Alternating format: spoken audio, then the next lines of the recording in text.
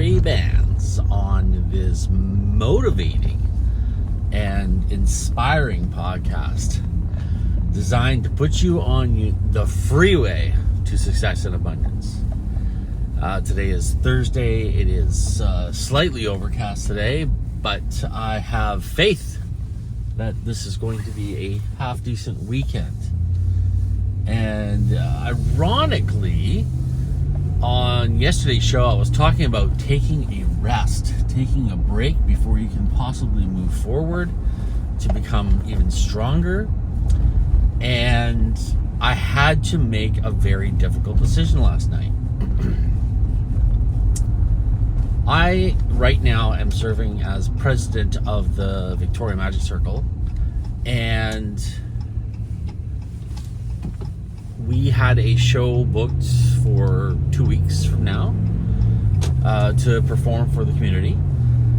And this show has been a tradition of our club since back in the 70s, called Mirth and Magic. And we would get the finest performers, the most experienced performers that we have in our club, the people who are really real professionals, and the people who actually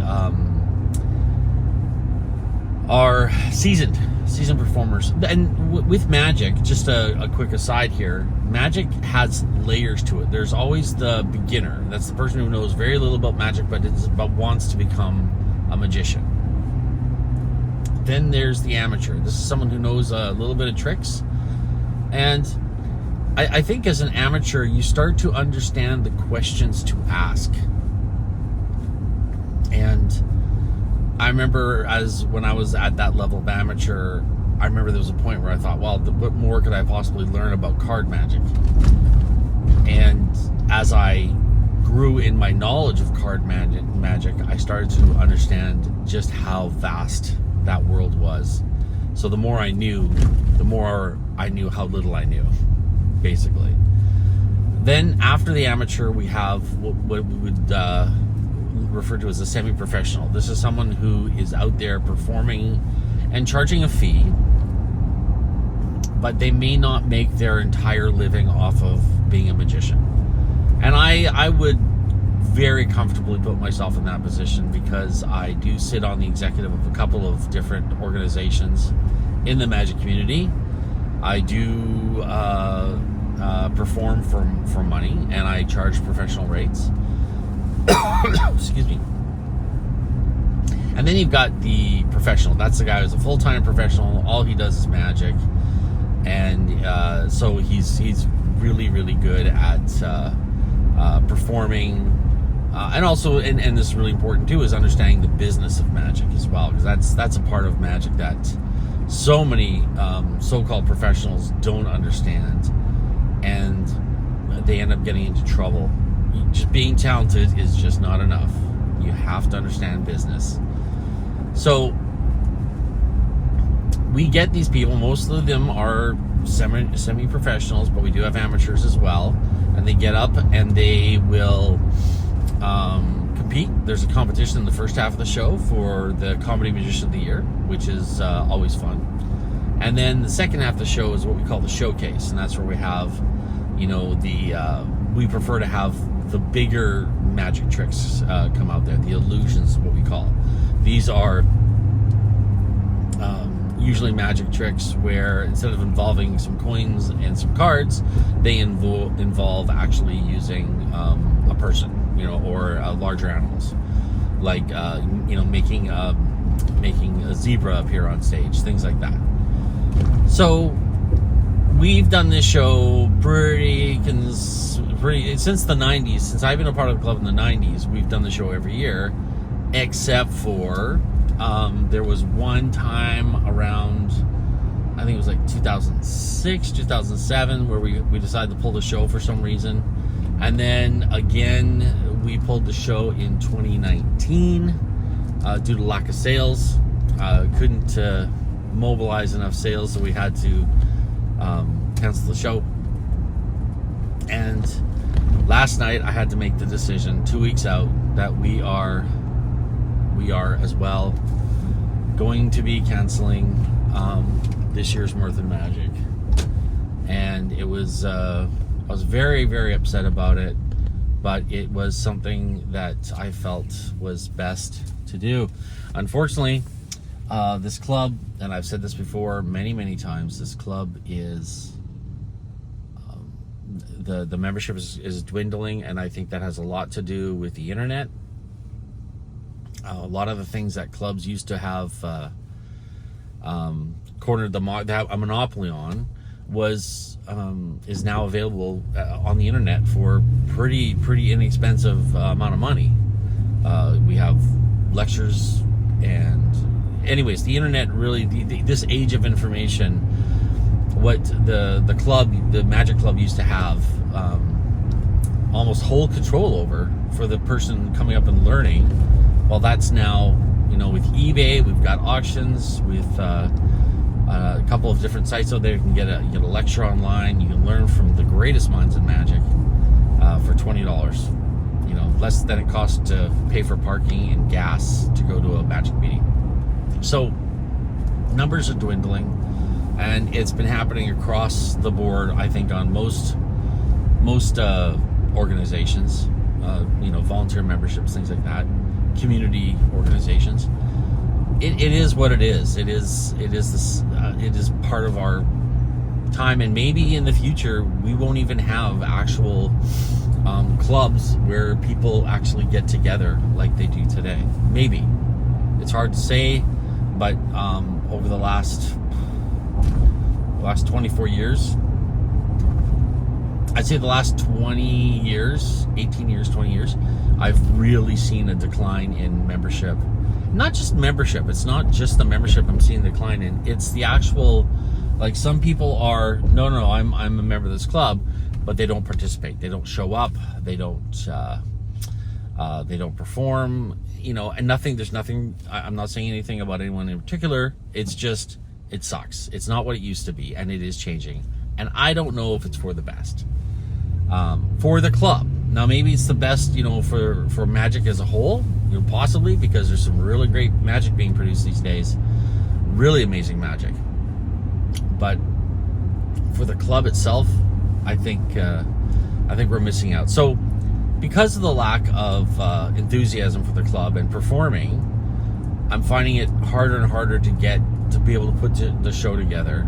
And last night, I had one more person bow out, and so I had to make the decision, and it pained me to do so, to pull the plug on the show. And sometimes I hate admitting defeat, and this is how it feels when you're the leader of a volunteer organization. You have no ability to motivate people with cash. You can't motivate them with money. The only motivation I have is that I will give you the opportunity to perform or see what it's like to be part of a show like this, and what it's like to be in the show. Watch, like the stage management, the sound, the communication between the sound booth and the whole thing. It's really a lot of fun. Performing's great, but being in the actual buzz of the backstage, and the chaos where people are trying to get ready, and they're chasing rabbits because they got out of the hat and they're bouncing around, and doves are fluttering, and someone's out there going through their scales on their vocal scales. It's a lot of fun. It's a lot of fun to be a part of that. So with the fact that I had barely enough people to make the show work, barely enough, and I thought, I was short 2 competitors to actually make it a full competition, because there's a minimum amount of people we need, and I had stretched myself really thin with the people performing in the second half. I finally, last night, I'm stressing. I'm like, how's this going to work? This isn't going well. Finally, and then also the ticket sales were abysmal. Abysmal? Yeah, abysmal. I had to pull the plug, and it sucks. And that's sometimes the choice you have to make as the leader, is you have to figure out, do we want to go forward with a less than a less than amazing product to deliver to the public. And I just couldn't do it. So I made the decision after I got home from work yesterday. There was a call from another magician who backed out. And I said, you know what? I think it's time to pull the plug. And I think, and I have no ill will towards anyone. I think that's really important. So if any of the magicians that are in the club are reading this is not about me being upset. I am absolutely not upset about it. But it's important to understand that if you are leading an organization, or especially in this democratic world that we live in, it's important to understand that we can't,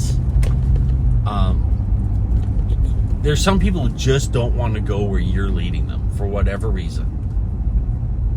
It's important to keep your vision true to yourself, and keep true to your mission statement that you had originally when you began your journey.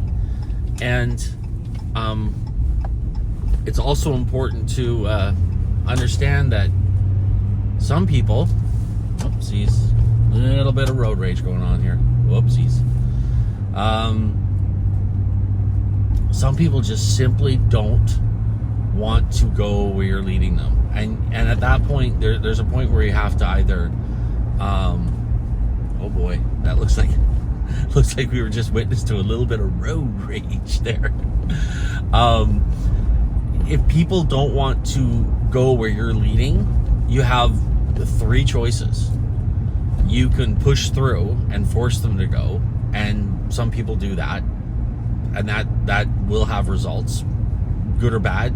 It depends on your organization. You can cut them loose and continue on your way, as some people do, and that's what also happens in a lot of organizations. You dealing with a person who just doesn't see the vision the same way you do, for whatever kind of organization that is, and sometimes you just gotta go, hey, this isn't working out, so you gotta go. And then or the final thing is give up on your vision, depending on what you're doing. Now for me, with a club like the local magic club here, you can lead them to water, you can't make him drink. And that's really what it is. He's like, I got the theater, I got the performers tentatively, I got the sound person tentatively, I had it all worked out, and the motivation by the people that I was putting this together for just wasn't there. So I had to make the decision that this is not wanted. This is not wanted bad enough by the members of the Victoria Magic Circle. So if it's not desired by them to do this, then I'm going to not force anyone to do what they don't want to do. So we pulled the plug on the show. It's a part of life. It's a fact of business, or running a charitable organization or a volunteer organization. You just sometimes aren't going to get the buy-in from the people that are around you. And I think the real key thing here is don't get upset about it. It's I enjoy performing. I enjoy, especially my God, I love it when I'm emceeing. I think that's the most fun for me, because I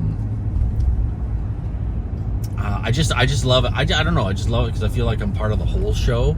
Whereas when I'm doing a variety act and I'm just doing the one act, I feel like I'm on and off, and it's kind of, it leaves me wanting more. But emceeing I love because I'm there throughout the whole journey with the audience. I really, really love it.